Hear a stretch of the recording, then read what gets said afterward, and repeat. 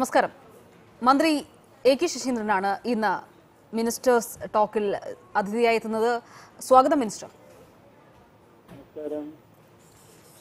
Minister, വനനശീകരണം, വനസംരക്ഷണം ഉൾപ്പെടെയുള്ള കാര്യങ്ങളെക്കുറിച്ച് വലിയ രീതിയിൽ ചർച്ചകൾ നടന്നുകൊണ്ടിരിക്കുന്ന സമയത്താണ് കേരളത്തിന്റെ വനം വകുപ്പ് മന്ത്രിയായി ശ്രീ ശശീന്ദ്രൻ ഇപ്പോൾ അധികാരമേറ്റിരിക്കുന്നത്. എന്തൊക്കെയാണ് ഇനി വരാൻ പോകുന്ന ദിവസങ്ങളിൽ വനസംരക്ഷണവുമായി ബന്ധപ്പെട്ട് ഈ മിനിസ്ട്രി ആലോചിക്കുന്നത്? നമ്മുടെ ഇന്നത്തെ പൊതു സാഹചര്യം മനസ്സിലാക്കിയാൽ പരിസ്ഥിതി സംരക്ഷണത്തിന്റെ അനിവാര്യത നമുക്ക് കൂടുതൽ ബോധ്യമാകും. പരിസ്ഥിതി സംരക്ഷണവുമായി ബന്ധപ്പെട്ട ആലോചനയിൽ ആദ്യം മുൻഗണന നൽകി പരിശോധിക്കേണ്ടത് വനസംരക്ഷണത്തിലൂടെ അത് എത്രമാത്രം സാധ്യതമാക്കാൻ കഴിയുമെന്നുള്ളതാണ്. പുറത്തുവിട്ടുകൊണ്ടിരിക്കുന്ന കാർബൺ ആഗിരണം ചെയ്ത് അന്തരീക്ഷത്തെ ശുദ്ധമാക്കുന്നത് വനങ്ങൾക്കുള്ള പങ്ക് വളരെയേറെ വലുതാണ് എന്നെല്ലാവർക്കും. എന്റെ മുമ്പിലുള്ള ഒന്നാമത്തെ പ്രശ്നം വനസംരക്ഷണം എങ്ങനെ കുറെ കൂടി നല്ല നിലയിൽ കൊണ്ടുപോകാൻ കഴിയും, എത്ര അധികം സ്ഥലത്ത് വനങ്ങൾ കൂടുതലായി ഉണ്ടാക്കാൻ കഴിയും എന്നതാണ് മുഖ്യ വിഷയം. അതിനുള്ള മുൻകരുതലുകൾ സ്വീകരിച്ചുകൊണ്ടുള്ള പ്രവർത്തനങ്ങളായിരിക്കും വനവുമായി ബന്ധപ്പെട്ട മുഖ്യ അജണ്ട. എന്നാൽ ഒരു വരട്ടുവാദം സ്വീകരിക്കുകയെ എന്നല്ല അതിന്റെ അർത്ഥം. നമുക്ക് വനത്തെയും വനവിഭവങ്ങളെയും ചൂഷണം ചെയ്യാൻ പാടില്ല. എന്നാൽ അത് മനുഷ്യന്റെ പുരോഗതിക്കും വളർച്ചയ്ക്കും എങ്ങനെ ശാസ്ത്രീയമായി ഉപയോഗപ്പെടുത്താൻ കഴിയും എന്നാണ് ആലോചിക്കേണ്ടത്. ഇന്നലെ വരെ വനവിഭവങ്ങൾ ചൂഷണം ചെയ്യുക എന്ന വാക്കിന് പകരം എങ്ങനെ പ്രയോജനപ്പെടുത്താം എന്നതിനെ കുറിച്ചാണ് ആലോചിക്കുക. നമ്മുടെ വന്യജീവികളെയും സംരക്ഷിക്കേണ്ടതുണ്ട്. വന്യജീവി സംരക്ഷണവുമായി ബന്ധപ്പെട്ട് പറയുമ്പോൾ നമുക്ക് നേരെ എതിർ ദിശയിൽ നിൽക്കുന്ന മറ്റൊരു കാര്യം ബോധ്യമാണ്. അത് വനാതിർത്തികളിൽ താമസിക്കുന്ന കർഷക സമൂഹം ഇന്ന് അനുഭവപ്പെടുന്ന വെല്ലുവിളിയാണ്.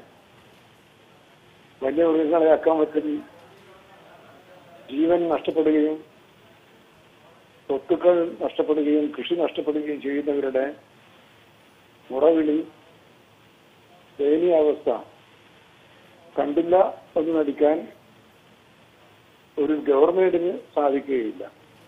തീർച്ചയായും മിനിസ്റ്റർ, നമുക്ക് അതുമായി ബന്ധപ്പെട്ടുള്ള കൂടുതൽ ചർച്ചകളിലേക്ക് വരാം. ഒരു പ്രേക്ഷകരുടെ അഭിപ്രായങ്ങൾ കൂടി തേടുന്നുണ്ട് ഈ സമയത്ത്. മിനിസ്റ്റർ, ഒരു പ്രേക്ഷകനുണ്ട് പാലക്കാട് നിന്നും, ഷാജി. പറയൂ ശ്രീ ഷാജി. ഹലോ, പറയൂ, കേൾക്കാം. ഞാൻ പാലക്കാട് ജില്ലയിലെ കിഴക്കഞ്ചേരി പഞ്ചായത്ത് പാലക്കുഴി എന്ന് പറയുന്ന ഒരു മലയോര കൃഷി ഗ്രാമത്തിൽ പഠിക്കുന്നത്. ശരി. ഞങ്ങൾക്ക് അവിടെ വനമേഖലയുടെ ചേർന്ന പ്രദേശമാണ്. അവിടെ ഞങ്ങൾ ആനകളുടെ ശല്യം, കാട്ടുമൃഗങ്ങളുടെ ശല്യവും അതിരൂക്ഷമായിട്ട് കൃഷിയെ നടന്നുകൊണ്ടിരിക്കുകയാണ്. ഞങ്ങൾക്കവിടെ 2 വർഷ കൃഷിനാശവും കൊറോണയും എല്ലാം വന്ന് അതിന്റെ പുറമെ ഈ ആനകളുടെ ശല്യം വന്ന് കൃഷിയെ പരിപൂർണമായിട്ടും നശിച്ചുകൊണ്ടിരിക്കുകയാണ്. ഞങ്ങൾക്ക് കൃഷിനാശം ഈ ആനകളെ ഞങ്ങൾ കൃഷിഭൂമിയിൽ നിന്ന് മാറി വനഭൂമിയിൽ തന്നെ തടഞ്ഞു നിർത്താനുള്ള സംവിധാനം ഞങ്ങൾക്ക് ചെയ്തു തരണം. അല്ലെങ്കിൽ ഞങ്ങളുടെ വലിയ കൃഷിക്കാരുടെ മുമ്പിൽ വലിയ ആത്മഹത്യ മാത്രമാണ് വന്നിരിക്കുന്നത്. അതുകൊണ്ട് പുതിയ മന്ത്രിസഭയിലെ വനമന്ത്രി എന്ന നിലയ്ക്ക് സർക്കും വഴക്കൂടി മന്ത്രി എന്ന നിലയ്ക്ക് ഞങ്ങൾക്ക് ശാശ്വത പരിഹാരം ഇതിനുണ്ടാക്കി തരണമെന്ന് വിനീതമായി അഭ്യർത്ഥിക്കുന്നു. മിനിസ്റ്റർ, പാലക്കാട് നിന്നൊരു കർഷകനാണ് വിളിച്ചത്. പ്രത്യേകിച്ചും വനപ്രദേശത്തോട് ചേർന്നൊരു പഞ്ചായത്തിൽ നിന്നാണ്, ഒരു ഗ്രാമത്തിൽ നിന്നാണ് അദ്ദേഹം വിളിക്കുന്നത്. ഈ വന്യമൃഗങ്ങളുടെ ആക്രമണം മൂലം തങ്ങളുടെ കൃഷി പൂർണ്ണമായും നശിച്ചു പോകുന്ന സാഹചര്യത്തിലാണുള്ളത്. നമുക്കറിയാമല്ലോ, കോവിഡ് സാഹചര്യങ്ങളൊക്കെ തന്നെ നിലനിൽക്കുന്നു. അപ്പോൾ അതിൻ്റെ ഒരു ശാശ്വത പരിഹാരം ഉണ്ടായില്ലെങ്കിൽ അവർക്ക് വലിയ രീതിയിലുള്ള ബുദ്ധിമുട്ടുകളായിരിക്കും വരും ദിവസങ്ങളിൽ ഉണ്ടാവുക എന്നാണ്. എന്ത് ചെയ്യാൻ കഴിയും? വന്യമൃഗങ്ങളുടെ ആക്രമണം പലയിടങ്ങളിലും, ഇപ്പോൾ പാലക്കാട് മാത്രമല്ല വയനാട് ഉൾപ്പെടെയുള്ള പല സ്ഥലങ്ങളിലും പല ജില്ലകളിലും ഇതേ രീതിയിലുള്ള അനുഭവങ്ങൾ കർഷകർക്ക് പങ്കുവെക്കാനുണ്ടാകും. മിനിസ്റ്റർ, ഇത് ഞാൻ നേരത്തെ സൂചിപ്പിച്ചു കഴിഞ്ഞതാണല്ലോ. വനമേഖലയുമായി ബന്ധപ്പെട്ട അതിർത്തി പ്രദേശങ്ങളിൽ താമസിക്കുന്ന കർഷകർ വലിയ ഭീഷണി നേരിട്ടുകൊണ്ടിരിക്കുക. ആ ഭീഷണിയിൽ നിന്നും കർഷകരെ രക്ഷിക്കേണ്ടത് വലിയൊരു ഉത്തരവാദിത്തമായിട്ട് തന്നെയാണ് ഞാൻ കാണുന്നത്. ഇപ്പോൾ സ്വീകരിച്ചിട്ടുള്ള സുരക്ഷാ നടപടികൾക്ക് പുറമെ എന്തൊക്കെയാണ് കൂടുതലായി ചെയ്യാൻ കഴിയുക എന്ന് ആലോചിക്കേണ്ട ഒരു ഘട്ടത്തിലാണ് ഇപ്പോൾ നമ്മൾ എത്തി നിൽക്കുന്നത്. ഈ വനമേഖലകളിൽ താമസിക്കുന്ന കർഷകരുടെ പ്രശ്നങ്ങൾക്ക് പരിഹാരം കാണണം എന്ന് തന്നെയാണ് ഞങ്ങളെല്ലാം ആഗ്രഹിക്കുന്നത്. ആ നിലക്കുള്ള ചർച്ചകൾ ഇതിനകം തന്നെ ആരംഭിച്ചു കഴിഞ്ഞിട്ടുണ്ട്. മിനിസ്റ്റർ, ഇപ്പോൾ ഈ വനവുമായി ബന്ധപ്പെട്ടെടുക്കുകയാണെങ്കിൽ എക്കോ ടൂറിസം ഉൾപ്പെടെയുള്ളവ വലിയ രീതിയിൽ എഫക്റ്റീവായി നടപ്പിലാക്കിയ ഒരു സംസ്ഥാനമാണ് കേരളം. അതിനെക്കുറിച്ച് കൂടുതൽ എന്തെങ്കിലും പദ്ധതികൾ ആവിഷ്കരിക്കാൻ ഉദ്ദേശിക്കുന്നുണ്ടോ വരും ദിവസങ്ങളിൽ ഈ മന്ത്രിസഭ? ഈ എക്കോ ടൂറിസം പദ്ധതി പരിസ്ഥിതി സംരക്ഷിച്ചുകൊണ്ടുള്ളൊരു പദ്ധതിയാണ്. ആ പദ്ധതിയുമായി കഴിഞ്ഞ 5 വർഷക്കാലം ഇവിടുത്തെ സർക്കാർ താങ്കൾ ഇവിടെ സൂചിപ്പിച്ചതുപോലെ നല്ല നിലയിൽ ഒരു മുന്നോട്ട് പോക്ക് നടത്തിയിരുന്നു. അതിനിടയിലാണ് കോടതിയുടെ ഇടപെടലുണ്ടായത്.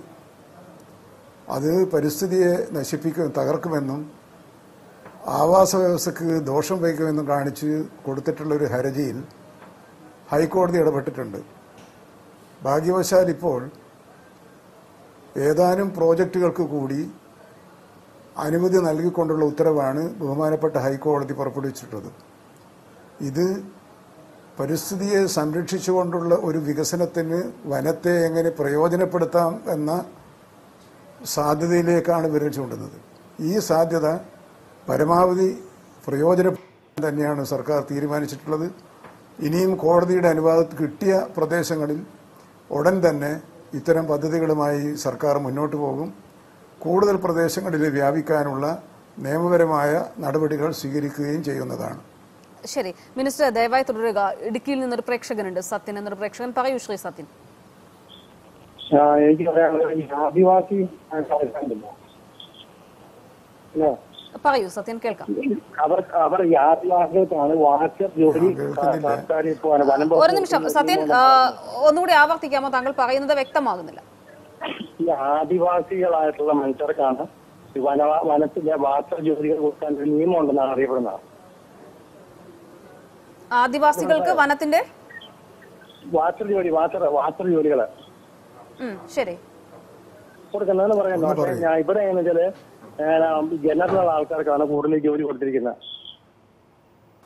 ഓക്കെ, അതായത് ഈ വനത്തിനുള്ളിൽ നടക്കുന്ന പ്രവൃത്തികളിൽ ആദിവാസികൾക്കാണ് ജോലി നൽകുക എന്നതാണ് സാധാരണഗതിയിലുള്ളൊരു നിയമം. പക്ഷേ പുറത്തു നിന്നുള്ള ആളുകളാണ് ഇപ്പോൾ അവിടെ ജോലി ചെയ്യുന്നതെന്നാണ് താങ്കൾ പറയാൻ ശ്രമിക്കുന്നത്. അപ്പൊ അവര് ഹൈക്കോടതിയിൽ ഒരു കേസ് കൊടുത്തിട്ടുണ്ടായിരുന്നു, ഇങ്ങനെ ആദിവാസിക്ക് പ്രത്യേക സർക്കാരിന്റെ നയം ഇവിടെ സൂചിപ്പിച്ചതുപോലെ വനമേഖലയുമായി ബന്ധപ്പെട്ട വികസന പ്രവർത്തനങ്ങളിൽ വനവാസികളുടെ സൗകര്യമാണ് പ്രധാനമായും പ്രയോജനപ്പെടുത്തേണ്ടത്. അതിൽ നിന്നും വ്യത്യസ്തമായി എന്തെങ്കിലും കാര്യങ്ങൾ നടക്കുന്നുണ്ടെങ്കിൽ അത് ശ്രദ്ധയിൽപ്പെടുത്തിയാൽ എന്തുകൊണ്ട് അങ്ങനെ സംഭവിച്ചു എന്ന് പരിശോധിക്കാനും തിരുത്തൽ ആവശ്യമാണെങ്കിൽ തിരുത്തിക്കാനുമുള്ള നടപടികൾ കർശനമായി തന്നെ സർക്കാർ സ്വീകരിക്കുന്നതാണ്. തീർച്ചയായും. മിനിസ്റ്റർ, ഇപ്പോൾ നമ്മൾ നേരത്തെ എക്കോ ടൂറിസത്തെക്കുറിച്ച് സംസാരിക്കുമ്പോൾ വനം നശിപ്പിക്കാതെ അല്ലെങ്കിൽ പരിസ്ഥിതിക്ക് കോട്ടം സംഭവിക്കാതെയുള്ള പ്രോജക്റ്റുകൾ ആവിഷ്കരിക്കുക എന്നുള്ളതാണ്. അതിൽ എത്രത്തോളം നമുക്ക് മുന്നോട്ട് പോകാൻ കഴിയും ഇനി വരും ദിവസങ്ങൾ? പ്രത്യേകിച്ചും വനനശീകരണം സംഭവിക്കാതെ, മരങ്ങൾ വെട്ടിമുറിക്കാതെ എത്രത്തോളം നമുക്ക് സാധ്യമാകും? ഏതെങ്കിലും തരത്തിലുള്ള പുതിയ പദ്ധതികൾ അത്തരത്തിൽ വനം വകുപ്പിന്റെ ആലോചനയിലുണ്ടോ മിനിസ്റ്റർ? ഞാൻ സൂചിപ്പിച്ചല്ലോ, ഇത് പരസ്പര വൈരുദ്ധ്യമുള്ളൊരു മേഖലയാണ്. വനം സംരക്ഷിക്കണം എന്ന് പറയുമ്പോൾ വനത്തിൻ്റെ സാധ്യതകൾ പ്രയോജനപ്പെടുത്തുന്നതിന് പ്രത്യക്ഷത്തിൽ അത് തടസ്സം നിൽക്കുമെന്നാണ് തോന്നുക. വന്യജീവികളെ സംരക്ഷിക്കണമെന്ന് നോക്കുമ്പോൾ വന്യജീവികൾ പെരുകിയത് മൂലം വനാതിർത്തികളിൽ താമസിക്കുന്ന കർഷകർക്കുണ്ടാകുന്ന ജീവഹാനി ഉൾപ്പെടെയുള്ള നാശനഷ്ടങ്ങൾ ചെയ്യാൻ കഴിയുമെന്ന ഒരു സ്ഥിതിയുണ്ട്. ഇത് പരസ്പരം ഏറ്റുമുട്ടുന്ന ഒരു കാര്യമാണ്. ഈ കാര്യത്തിൽ ഒരു സമവായത്തിൽ എത്തിച്ചേർന്നുകൊണ്ട്, കാരണം പ്രകൃതിയെ സംരക്ഷിക്കുകയും വേണം, കർഷകർക്ക് രക്ഷ കിട്ടുകയും വേണം, ആദിവാസി മേഖലകളിൽ പാർക്കുന്നവർക്ക് അവരുടെ ജീവിതമാർഗവുമായി മുന്നോട്ട് കൊണ്ടുപോകാൻ കഴിയുകയും വേണം. ആ ഒരു വെല്ലുവിളി ഏറ്റെടുത്തേ നമുക്ക് മതിയാവുകയുള്ളൂ. ഇത് രണ്ടും നമുക്ക് ആവശ്യമാണ്. ഏതെങ്കിലും ഒന്ന് മതി എന്ന വരട്ടുവാദം എനിക്കില്ല എന്നാണ് ഞാൻ നേരത്തെ പറഞ്ഞത്. ശരി മിനിസ്റ്റർ, ഇപ്പോൾ ഈ വനം നശിക്കൽ അല്ലെങ്കിൽ വനം കൊള്ളയൊക്കെ തന്നെയും വ്യാപകമായി തന്നെ നമ്മുടെ ശ്രദ്ധയിൽപ്പെട്ടിട്ടുള്ള വിഷയമാണ്. വനത്തിൽ നിന്ന് അനധികൃതമായി തടി മുറിച്ച് കടത്തുന്നത് ഉൾപ്പെടെയുള്ള കാര്യങ്ങൾ. ഇതിനിടയ്ക്ക് പലയിടങ്ങളിലും ഒരു നിയമനിർമ്മാണവുമായി ബന്ധപ്പെട്ടുള്ള ചില ചർച്ചകളൊക്കെ നടന്നു. ഹൈക്കോടതിയിലെ ഓർഡറുമായി ബന്ധപ്പെട്ടുള്ള ചില ചർച്ചകളൊക്കെ നടക്കുകയുണ്ടായി. മിനിസ്റ്റർ, നമുക്ക് എന്ത് ചെയ്യാൻ കഴിയും? ഈ വനം കൊള്ള തടയുന്നതിന് എന്തൊക്കെ ചെയ്യാൻ കഴിയും? അല്ല, വനമേഖലയിൽ നടക്കുന്ന കൊള്ളയെക്കുറിച്ച് ധാരാളം വാർത്തകൾ എപ്പോഴും വന്നുകൊണ്ടിരിക്കാറുണ്ട്. നമ്മുടെ വിജിലൻസ് ഡിപ്പാർട്ട്മെൻറ്റുമായി സഹകരിച്ചുകൊണ്ട് അവരാണ് കുറ്റകൃത്യങ്ങൾ കണ്ടുപിടിക്കുന്നത്. എന്നാൽ ഈ വനക്കൊള്ളക്കാരെന്ന് പറയുന്നവർ വലിയ പ്രബലന്മാരാണ് എന്നാണ് എനിക്ക് മനസ്സിലാക്കാൻ കഴിഞ്ഞിട്ടുള്ളത്. ആ പ്രബല ശക്തികളോട് ഏറ്റുമുട്ടാൻ മാത്രമുള്ള ശേഷി നമ്മുടെ ഫോറസ്റ്റ് ഡിപ്പാർട്ട്മെൻറ്റിന് ഇല്ല എന്നാണ് എനിക്ക് മനസ്സിലാക്കാൻ കഴിഞ്ഞിട്ടുള്ളത്. അതുകൊണ്ട് അവർക്ക് നല്ല പരിശീലനം നൽകി കൂടുതൽ ശക്തിപ്പെടുത്തി ഇത്തരം കുറ്റകൃത്യങ്ങൾ കണ്ടുപിടിച്ച് നടപടിയെടുക്കേണ്ടതുണ്ട്. മറ്റൊരു ദൗർബല്യം ഇതിൽ വരുന്നത്, വനസംരക്ഷണവുമായി ബന്ധപ്പെട്ട എല്ലാ നിയമങ്ങളും കേന്ദ്ര നിയമവുമായി ബന്ധപ്പെട്ടിട്ടുള്ളതാണ്. അതിൻ്റെ പരിമിതിക്കുള്ളിൽ നിന്ന് വേണം നമുക്ക് കാര്യങ്ങൾ മുമ്പോട്ട് കൊണ്ടുപോകാൻ. അത്തരം ഘട്ടത്തിൽ ബാഹ്യശക്തികളുടെ ഇടപെടൽ ഉണ്ടാകുന്നുണ്ട് എന്നത് ഞാൻ മറച്ചു വെക്കുന്നില്ല. അത് പരമാവധി കുറച്ചുകൊണ്ട് വനം കയ്യേറ്റം തടയുക, വനം സംരക്ഷിക്കുക എന്ന് പറയുമ്പോൾ മുഖ്യ പ്രശ്നം വനം കയ്യേറ്റം തടയുക എന്നത് തന്നെയാണ്. കാട്ടുമൃഗങ്ങളെ വേട്ടയാടുന്നത് തടയുക എന്നത് തന്നെയാണ്. അതിന് ഊന്നൽ നൽകിക്കൊണ്ടുള്ളൊരു നിലപാട് സ്വീകരിക്കാനാണ് ഞാൻ ഉദ്ദേശിക്കുന്നത്. ശരി മിനിസ്റ്റർ, ദയവായി തുടരുക. മിനിസ്റ്റർ, കണ്ണൂരിൽ നിന്നൊരു പ്രേക്ഷകനുണ്ട്, തോമസ്. പറയൂ ശ്രീ തോമസ്.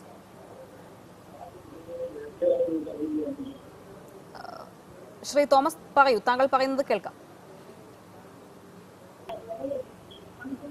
ശരി, അദ്ദേഹം ടെലിവിഷനിൽ ശ്രദ്ധിക്കുകയാണെന്ന് തോന്നുന്നു. മിനിസ്റ്റർ, നമ്മൾ എപ്പോഴും ശ്രദ്ധിച്ചിട്ടുള്ളത് വനമഹോത്സവവുമായി ബന്ധപ്പെട്ട്, അല്ലെങ്കിൽ അതൊക്കെ കേരളത്തെ സംബന്ധിച്ചിടത്തോളം വലിയ രീതിയിൽ ചർച്ച ചെയ്യപ്പെടുകയും ആഘോഷിക്കപ്പെടുകയും ചെയ്ത ഒന്നാണ്. ഒരു ഫെസ്റ്റിവൽസ് നടത്തുകയും വനോൽപ്പന്നങ്ങളെ കൂടുതൽ കമ്പോളവൽക്കരിക്കാൻ ശ്രമിക്കുകയും ഒക്കെ ചെയ്യുന്നത്, അത് കൂടുതലും ഈ വനത്തെ ആശ്രയിച്ച് ജീവിക്കുന്നവർക്ക് കൂടുതൽ ഉപകാരപ്രദമാകുന്ന രീതിയിലുള്ള ചില നീക്കങ്ങളൊക്കെ നടന്നിരുന്നു. ഇക്കുറി ആ തരത്തിലുള്ള എന്തെങ്കിലുമൊക്കെ നീക്കങ്ങളോ കൂടുതൽ ഫെസ്റ്റിവൽസോ ഒക്കെ ഉണ്ടാകാൻ സാധ്യതയുണ്ടോ വനം വകുപ്പിന്റെ ഭാഗത്ത് നിന്ന്? അല്ല, തീർച്ചയായും. ഞാൻ നേരത്തെ പറഞ്ഞല്ലോ, പരിസ്ഥിതിയെയും അതിൻ്റെ സന്തുലിതാവസ്ഥയും തകർക്കാത്ത വികസന പ്രവർത്തനങ്ങളാണ് ഇപ്പോൾ ഇവിടെ സൂചിപ്പിച്ചിട്ടുള്ളത്. അതിലൂടെ തൊഴിൽ സാധ്യത ഉണ്ടാകുന്നു, വനവിഭവങ്ങൾക്ക് മാർക്കറ്റ് ഉണ്ടാകുന്നു, പൊതുവെ നമ്മുടെ സമ്പദ്ഘടനയ്ക്ക് അത് സഹായകമായി തീരുന്നു. ഈ സാഹചര്യമെല്ലാം കണക്കിലെടുത്തുകൊണ്ട് ഇത്തരം നടപടികളുമായി മുമ്പോട്ട് കൊണ്ടുപോകണം തന്നെയാണ് ഞാനിപ്പോൾ വിചാരിക്കുന്നത്. ഏതെങ്കിലും തരത്തിലുള്ള പുതിയ പ്രോജക്റ്റുകൾ ആവിഷ്കരിക്കുന്നതുമായി ബന്ധപ്പെട്ട് എന്തെങ്കിലും ആലോചനകൾ ഇപ്പോൾ നടക്കുന്നുണ്ടോ മിനിസ്റ്റർ? ഞാൻ ഇപ്പോൾ മുൻഗണന നടക്കുന്നത് കഴിഞ്ഞ ബഡ്ജറ്റിലൂടെ പ്രഖ്യാപിച്ച സർക്കാരിൻ്റെ ധനകാര്യ വകുപ്പിൻ്റെ അംഗീകാരം കിട്ടിയ പദ്ധതികൾ സമയബന്ധിതമായി പൂർത്തിയാക്കുക എന്നുള്ളതാണ്. അതിലേറ്റവും പ്രധാനം ആനകൾക്ക് വേണ്ടി തിരുവനന്തപുരത്തെ കോട്ടൂർ വനമേഖലയിൽ ഒരു സംരക്ഷണ കേന്ദ്രം തുറക്കുകയാണ്. അതിൻ്റെ ഒന്നാം ഘട്ട നിർവഹണം ഇതിനകം പൂർത്തിയാക്കിയിട്ടുണ്ട്. അവശേഷിക്കുന്ന പ്രവർത്തനങ്ങൾ തുടർന്ന് നടക്കാൻ സാധിക്കുകയാണ്. അത് അങ്ങനെ സംഭവിച്ചാൽ നമ്മുടെ നാട്ടിൽ കയറുന്ന കാട്ടുകളെ അനുനയിപ്പിച്ച് പിടിച്ച് ഇത്തരം സ്ഥലങ്ങളിൽ ഈ സ്ഥലത്ത് കൊണ്ടുവന്ന് പാർപ്പിക്കുക, കാട് തെറ്റി കൂട്ടം തെറ്റി പിരിഞ്ഞുപോയ കുട്ടിയാനകളെ നമ്മുടെ ഈ കേന്ദ്രത്തിലേക്ക് കൊണ്ടുവരിക, ഒരാന മ്യൂസിയമായി ആ സ്ഥലത്തെ മാറ്റിയെടുക്കാനാണ് ഒരു പരിപാടിയുള്ളത്. അതേപോലെ തന്നെയാണ് തൃശ്ശൂരിൽ ഒരു ദേശീയ നിലവാരത്തിലുള്ള അന്തർദേശീയ നിലവാരത്തിലുള്ള മ്യൂസിയം ഉണ്ടാകാൻ പോവുകയാണ്. അപ്പോൾ ആദ്യം ചെയ്യുന്നത്, ഞാൻ ആവർത്തിക്കുന്നു, എൻ്റെ മുൻഗാമി തുടങ്ങിവെച്ച പരിപാടികൾ കൃത്യമായി പൂർത്തിയാക്കുക. തുടർഭരണം എന്നതുകൊണ്ട് ഞങ്ങൾ ഉദ്ദേശിച്ചതായിരുന്നു. ആ തുടങ്ങിവെച്ച പരിപാടികൾ പൂർത്തിയാക്കുന്നതിന് മുൻഗണന നൽകിക്കൊണ്ട് അടുത്ത സാമ്പത്തിക വർഷം കണക്കാക്കി പുത്തൻ പദ്ധതികൾ ആവിഷ്കരിക്കുക എന്ന ഒരു സമയബന്ധിത പരിപാടിയെക്കുറിച്ചാണ് ഞാൻ ആലോചിക്കുന്നത്. ശരി, മിനിസ്റ്റർ ദയവായി തുടരുക. പാലക്കാട് നിന്നും ബിജു എന്നൊരു പ്രേക്ഷകനുണ്ട്. പറയൂ ശ്രീ ബിജു. ഹലോ, പറയൂ, കേൾക്കാം. അതെ, എനിക്ക് ഈ വനാതിർത്തിയിൽ താമസിക്കുന്ന ഈ NOC സംബന്ധിച്ചിട്ടാണേ. വനാതിർത്തിയിൽ താമസിക്കുന്ന എന്റെ വീട് വനാതിർത്തിയിലാണേ. എനിക്ക് വീട് വയ്ക്കാൻ NOC ആവശ്യമുണ്ട്. അപ്പോ ഈ NOC കിട്ടണമെങ്കിൽ ഈ കാലതാമസം വരുന്നുണ്ട് കുറച്ച്. നമുക്ക് വീട് വെക്കാനുള്ള ആവശ്യത്തിനായിട്ടുള്ള NOCക്ക് ഒരു പർപ്പസ് വെച്ച് വീടിന്റെ ആവശ്യത്തിനായിട്ട് മുൻക്രമത്തെ കുറച്ച് മാറ്റി തരാൻ പറ്റുമോ നേരത്തെ കിട്ടാൻ? മിനിസ്റ്റർ, അങ്ങനെ ആ തരത്തിൽ എന്തെങ്കിലും പ്രൊവിഷൻ ഉണ്ടോ? പ്രത്യേകിച്ച് വനാതിർത്തിയോട് ചേർന്ന് ഈ നിർമ്മാണ പ്രവർത്തനങ്ങൾ ലഭിക്കുന്നതിന് ശരിയാണ്, നോൺ ഒബ്ജക്ഷൻ സർട്ടിഫിക്കറ്റിന്റെ ആവശ്യമുണ്ട്. പക്ഷേ അതിൽ കാലതാമസം ഉണ്ടാകുന്നത് പലർക്കും വലിയ രീതിയിലുള്ള ബുദ്ധിമുട്ടുകൾ ഉണ്ടാക്കും. ഈ കാലതാമസം ഒഴിവാക്കുക എന്നുള്ളത് നിലവിലെ സാഹചര്യത്തിൽ പോസിബിൾ ആണോ? അല്ല, ഇത് ഈ കാലതാമസം എന്നത് പൊതുവെ നമ്മുടെ സർക്കാർ ഓഫീസിൽ കാണുന്ന സാധാരണയിൽപ്പെട്ട കാര്യമാണ് എങ്കിൽ അത് ശക്തിപ്പെടുത്താം. എല്ലാം തീർത്തും നിയമവിരുദ്ധമായ കാര്യമാണെങ്കിൽ അത്തരം കാര്യങ്ങൾ അങ്ങനെ ആവർത്തിക്കാൻ പാടില്ല എന്ന് പറയാം. പക്ഷെ ഇത് ഞാൻ ആദ്യമായി എൻ്റെ ശ്രദ്ധയിൽപ്പെട്ടിട്ടുള്ള കാര്യമാണ്. തീർച്ചയായും അങ്ങനെയുണ്ടോ എന്ന് പരിശോധിച്ച് നടപടികൾ സുതാര്യവും വേഗത്തിലുമാക്കാനുള്ള നിർദ്ദേശം നൽകുന്നതാണ്. മിനിസ്റ്റർ, ഇപ്പോൾ പലപ്പോഴും വനാതിർത്തിയോട് ചേർന്നുള്ള നിർമ്മാണ പ്രവർത്തനങ്ങൾ വലിയ രീതിയിൽ തന്നെ എപ്പോഴും വിമർശനങ്ങൾക്ക് ഇടയാക്കാറുണ്ട്. കാരണം പലപ്പോഴും മാനദണ്ഡങ്ങൾ പാലിച്ചുകൊണ്ടായിരിക്കണമെന്നില്ല വനാതിർത്തിയോട് ചേർന്നുള്ള നിർമ്മാണ പ്രവർത്തനങ്ങൾ നടക്കുക. ശക്തമായുള്ള നടപടികൾ അതുമായി ബന്ധപ്പെട്ടുണ്ടാകും. നാം അംഗീകരിച്ച നിയമവ്യവസ്ഥക്കനുസരിച്ച് മാത്രമേ നമുക്ക് മുമ്പോട്ട് പോകാൻ കഴിയൂ. എന്നാൽ നിയമത്തിൻ്റെ പേര് പറഞ്ഞ് അനാവശ്യമായി മനുഷ്യരെ, ആളുകളെ, ജനങ്ങളെ ബുദ്ധിമുട്ടിക്കുന്ന സമീപനം ഉണ്ടായാൽ അത് പൊറുക്കുകയില്ല.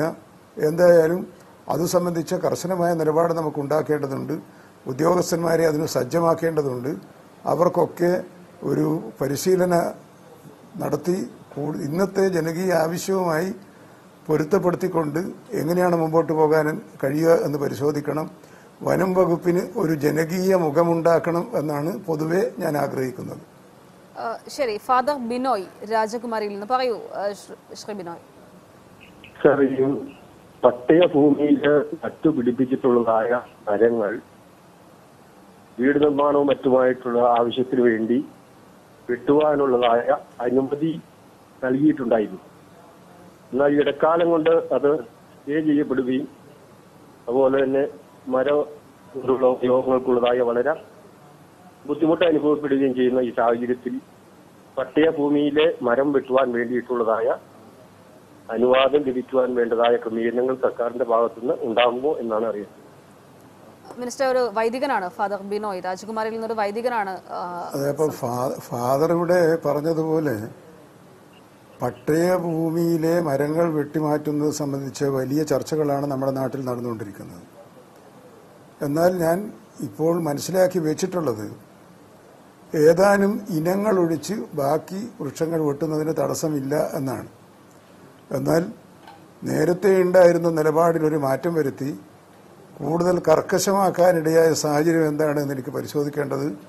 ചിലപ്പോൾ വനസംരക്ഷണവുമായി ബന്ധപ്പെട്ട പ്രശ്നം ഉയർന്നു വന്നപ്പോൾ കൂടുതൽ നിയന്ത്രണങ്ങൾ ഏർപ്പെടുത്തിയതാണോ അല്ല അനാവശ്യമായ നിയന്ത്രണങ്ങളാണോ എന്ന് പരിശോധിക്കാം.